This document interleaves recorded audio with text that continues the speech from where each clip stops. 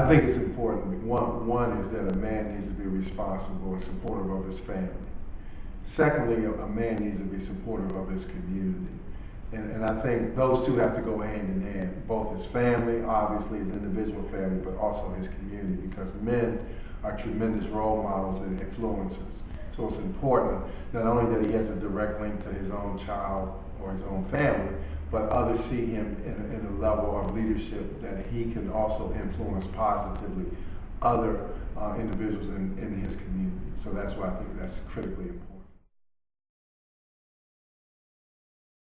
I think the biggest attribute is to really become a leader, is to act in a way with the assumption that he's being watched all the time, that he has an opportunity to influence folks that he doesn't even know.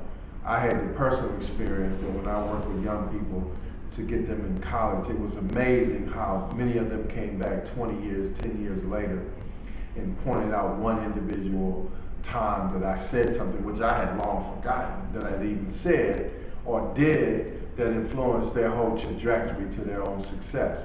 So I think no one thing is small enough to take for granted that everything that you say and everything you do could have a long-term effect, not just a short-term effect on an individual, especially a young child.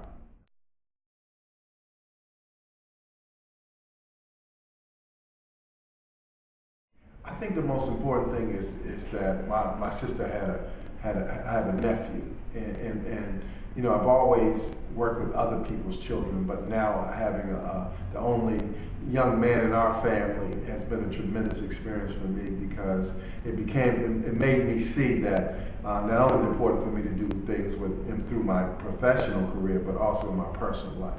And so I've seen the impact and how that young man looks up to me, and it's a more personal experience because that's flesh and blood.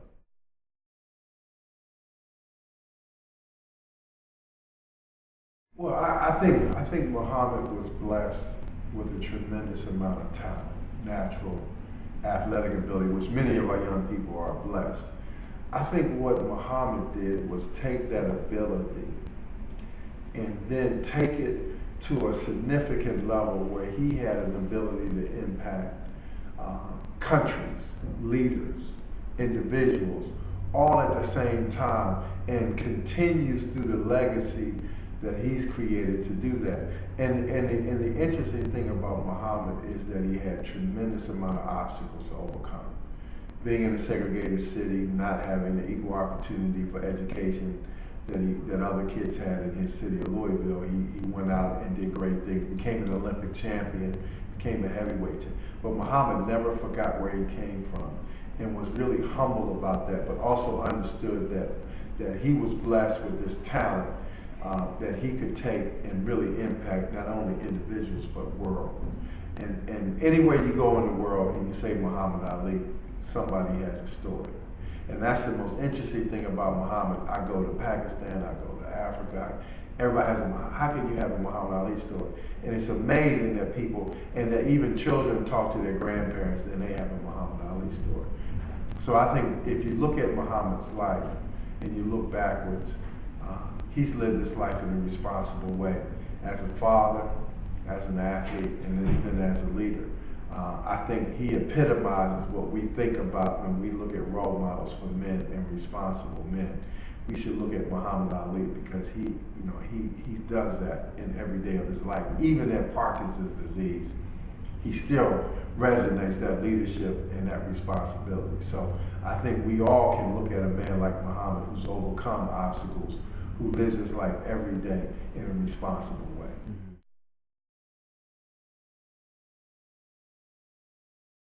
Well, I think what a young man should do, because we're all deal with obstacles in life. Like Muhammad was knocked down in the 14th round, in his 15th round was fight with Joe Frazier. He got up, he could have stayed down. Muhammad was stood up for his right to refuse the draft, and he was convicted. So he was convicted as a draft dodger, and he stood up and he won his case. So perseverance and focusing on the truth is important. Muhammad lived by 6 core values. So when we think about our young people, give them values and focus to believe in. And even though Muhammad was long gone from the boxing ring when these young people were born, his message still reverberates today. He stood up for what he believed in, he worked hard to be the greatest, and he focused in on his family and his ideals. I think that message, as it was in 1961 when Muhammad went and became a professional fighter, is the same today with young people.